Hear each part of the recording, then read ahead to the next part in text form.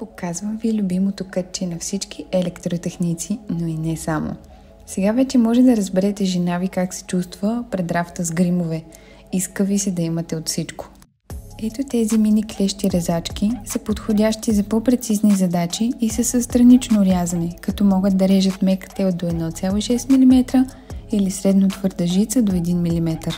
Тези са 140 мм с маслено закалени челюсти, двукомпонентна дръжка и режат до 2,1 мм. Капацитета на рязане и артикулния номер е изписан на дръжката.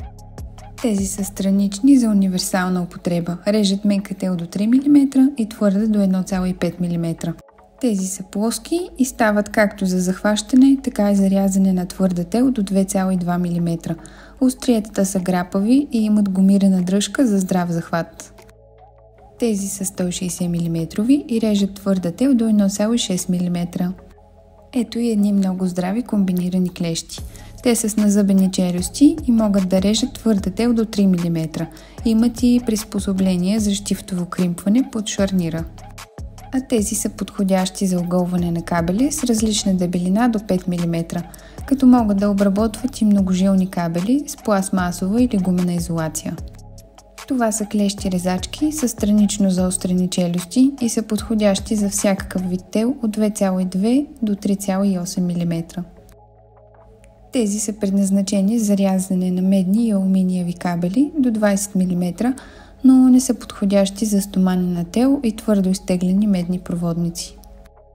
Идваме на арматурните клещи резачки, които изискват по-малко усилие за рязането на болтове, пирони, нитове и други подобни, като тези режат до 4,4 мм, както и различни видове тел.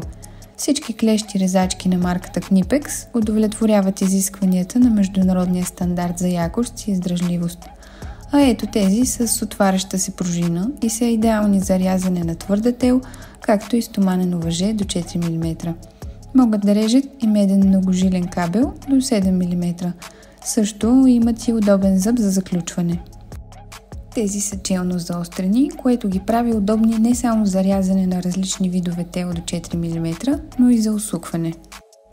Ето и още един по-голям модел, 200 мм, които режат мека тел до 6 мм и твърда до 4 мм.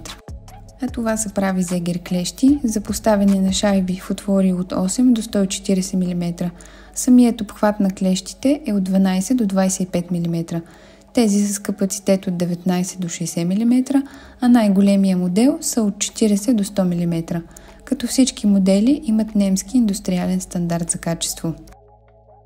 А тези са предназначени за външни пръстени. Обхвата им е от 10 до 25 мм, следващият размер с обхват от 19 до 60 мм и последните са 40 до 100 мм. Запазете си видеото, ако сме ви били полезни, и ни последвайте за още интересни видеа.